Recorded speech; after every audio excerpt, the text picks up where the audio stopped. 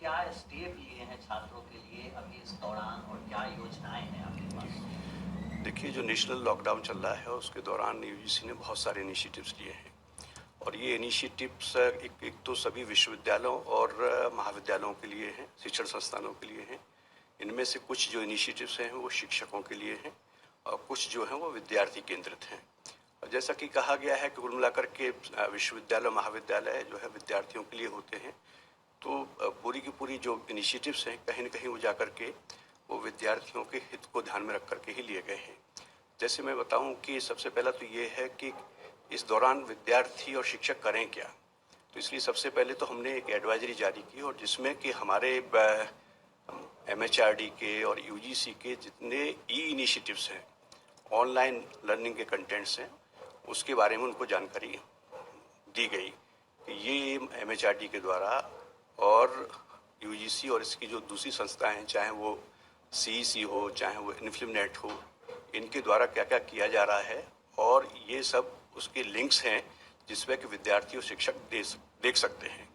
दूसरा, हमने ये कोशिश की कि हमारे शिक्षक लोग इस दौरान क्या करें, तो उनको सलाह दी गई कि जो भी ऑनलाइन कंटेंट इसके आधार पर वो विद्यार्थियों तक पहुंचा सकते हैं वो पहुंचाने की कोशिश करें, ऑनलाइन क्लासेस वो लेने की कोशिश करें। और मुझे खुशी है कि बहुत से विश्वविद्यालयों ने इसमें बहुत त्वरित गति से कार्रवाई की और बहुत बहुत कुछ हमें देखने को मिला। लेकिन इसके साथ साथ ये है कि हमने सभी विश्वविद्यालयों के कुलपतियों और महाविद्यालयों के प्राचार्यों से मैंने ये अपील की कि यूजीसी ने पिछले कुछ समय में बहुत सारे इनिशिएटिव्स लिए हैं, जैसे कि eco friendly and sustainable campus को डेवलप करने के लिए है, जैसे कि मूल्य प्रवाह नाम का एक हमारा डॉक्यूमेंट है जो कि inculcation of human values and professional ethics के है, जैसे दीक्षारंभ है जो कि स्टूडेंट इंडक्शन प्रोग्राम है।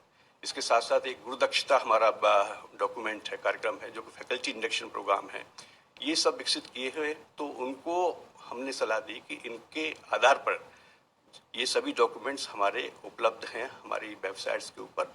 इसको देखते हुए एक इंस्टीट्यूशनल इम्प्लीमेंटेशन प्लान वो अपने शिक्षकों से बनवाएं और अलग अलग विषय के लिए, अलग अलग डॉक्यूमेंट के लिए, अलग अलग इनिशिएटिव के लिए। और ये मैं बता दूं कि ये हमारे सब क्वालिटी मैंडेट, यूजीसी जो क्वालिटी मैंडेट है उसका हिस्सा है, तो उसके लिए टास्क फोर्स बनाएं और वो 5 से 10 शिक्षकों को उसमें इन्वॉल्व करें और उसके आधार पर महाविद्यालय के स्तर पर, विश्वविद्यालय के स्तर पर क्या किया जा सकता है वो इंस्टीट्यूशनल प्लान डेवलप करें। और इसके अलावा प्रोफेसर, मेरा सवाल ये है कि आप जो है स्टूडेंट अपनी यूनिवर्सिटी नहीं जा रहे हैं, टीचर्स वहाँ पे नहीं हैं, तो जो उनका एजुकेशन है जाहिर तौर पे इफेक्ट हो रहा है, उसके लिए आपने तत्कालिक तौर पे कौन से स्टेप लिए हैं, क्या निर्देश दिया है? हाँ, देखिए जो मुख्य बात है वो ये है कि विद्यार्थी इंगेज्ड रहे, विद्यार्थी इंगेज्ड रहें। तो इसके लिए जो भी ई कंटेंट है, जो ऑनलाइन तरीके से जो भी एजुकेशन हो सकती है, उसकी व्यवस्था विश्वविद्यालय करें। और उसके बहुत सारे रिसोर्सेज हैं जो कि उपलब्ध हैं। विश्वविद्यालयों ने अपने स्तर पर भी बहुत सारी कार्रवाई की है, एमएचआरडी के द्वारा, यूजीसी के द्वारा, इन्फ्लिमनेट के द्वारा, सीईसी के द्वारा, इग्नू के द्वारा बहुत सारे ई कंटेंट्स डेवलप किए गए हैं। स्वयं प्रवाह, ई पीजी पाठशाला, मूक्स, ये सब चीज़ें हैं जो कि उपलब्ध हैं ऑलरेडी, इसका लाभ ले सकते हैं। एक और चिंता जो विद्यार्थियों से संबंधित है, मैं उसका जिक्र करना चाहूँगा कि विद्यार्थियों को चिंता है अपनी परीक्षाओं के बारे में कि लॉकडाउन के पश्चात क्या होगा, उनकी परीक्षाओं की स्थिति क्या बनेगी, भविष्य में जो है आगे जो प्रवेश उनको लेना है उससे संबंधित उनकी चिंता है कि कैसे प्रवेश उनके आगे हो पाएंगे। तो इस सब को ध्यान में रखते हुए हमने एक विशेषज्ञों की कमेटी गठित की है जो कि एग्जामिनेशन और एकेडमिक कैलेंडर के विषय को देख रही है कि किस तरह से इस बदले हुए परिदृश्य में विद्यार्थियों के हित को ध्यान में रखते हुए क्या संभव हो सकता है, उसकी सलाह ये कमेटी हमको दे और जो कि एक गाइडलाइंस के रूप में हम सभी विश्वविद्यालयों को भेजेंगे, क्योंकि विश्वविद्यालय एक स्वायत्तशासी संस्था है और दूसरा ये है कि ये बहुत बड़ा देश है, बहुत डाइवर्स कंट्री है और इसलिए हर स्थान की अपनी परिस्थितियां हैं, राज्य की अपनी परिस्थितियां हैं, क्षेत्रों की अपनी परिस्थितियां, विश्वविद्यालयों की अपनी परिस्थितियां हैं।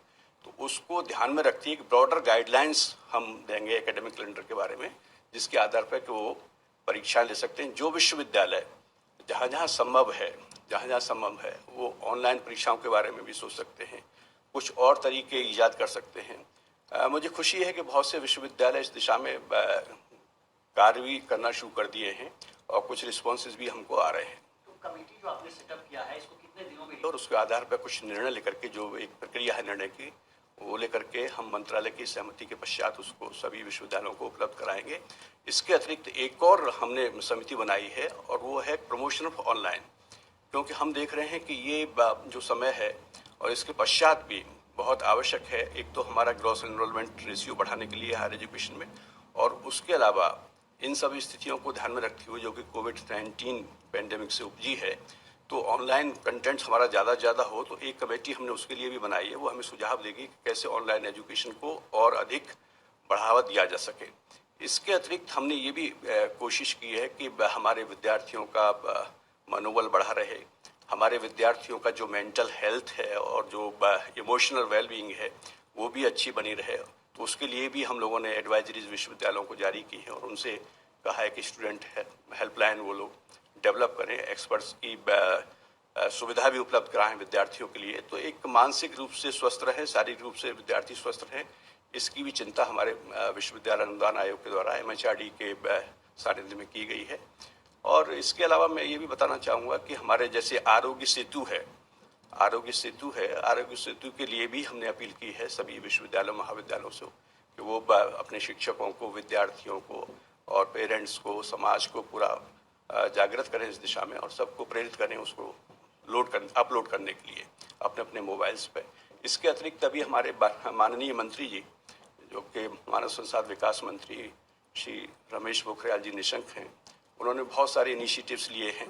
अभी भारत पढ़े ऑनलाइन उन्होंने अभियान की शुरुआत की है, उसके लिए भी हमने सभी विश्वविद्यालय महाविद्यालयों को लिखा है।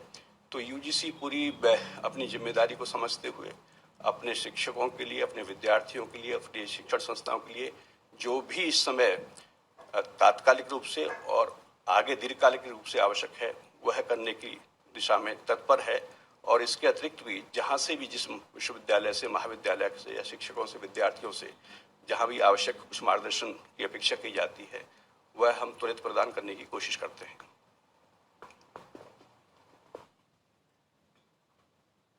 Sir, India under lockdown, what kind of decision taken for a student, for the welfare of the student, UGC has taken decision during this period? During the national lockdown, University Grants Commission, which is a statutory and regulatory body of the MHRD Government of India, has taken several initiatives. Some of the initiatives are related with the education system as a whole for the universities and colleges. Some are focused on the faculty and some are related to the students particularly. As far as students concern is there, I wish to tell you that we have constituted 2 committees because students are worried about their examination. Students are also worried about their future prospects, their admissions in higher classes. So one committee we have constituted is related to examination and academic calendar. Because under this lockdown situation, they have how the prescribed syllabus can be completed, what type of examination system would be there, and in the interest of the students, what steps universities will take. So that committee is looking after the various aspects which are related to the examination and the academic calendar. On the basis of the recommendations of that committee, which we are going to receive in the next week, we will have some guidelines for all the universities. And then, because the universities are autonomous bodies, there are certain things which are mandatory for each and every university, which we prescribe under the regulations, and there are certain things which are of advisory nature. So, but in the interest of the students, I feel that whatever guidelines we will prescribe to the universities, they will follow it. Another committee which is again very important, which is related to the students and teachers and the education system as a whole, is to promote online education, which is the need of the hour.